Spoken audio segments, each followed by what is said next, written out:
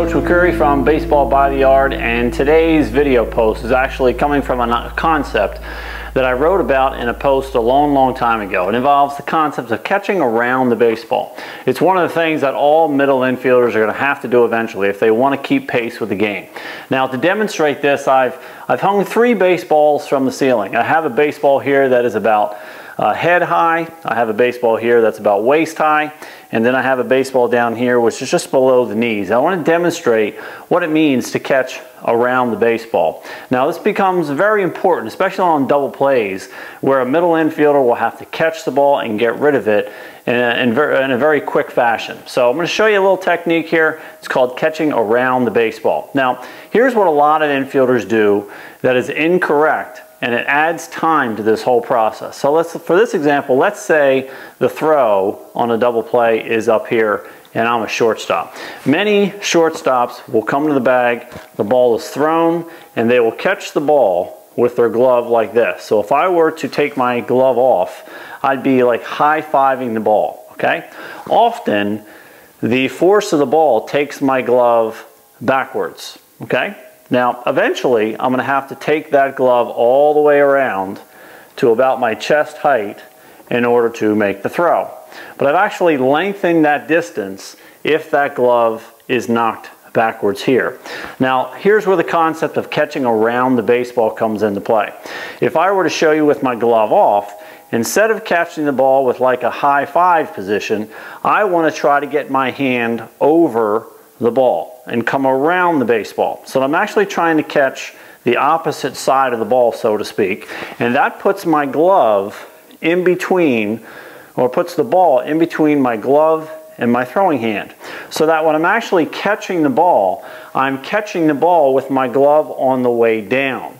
Instead of having that ball knock my glove backwards, increasing that distance from there to here, I'm now shortening that distance by having my glove on the downward position as I'm catching the ball. So it's going to look more like this. I come around the ball and I'm catching on the way down, and that's going to make my transition a little bit faster. So it just involves trying to catch around the baseball instead of that high five. Now, if the throw is at the waist, it's the same principle. A lot of kids will get that throw and catch the ball either like this, or if it's a little bit to their glove side, they'll catch like this.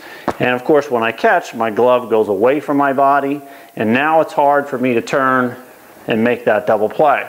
But if I have fast hands that I can get my glove around the baseball, again, I have the same concept of catching around the ball, and my glove is coming towards my throwing hand as I'm catching the ball. So I'm coming around the ball here, catching around, and I have a much quicker transition. So it involves being a little faster with my glove, getting around it.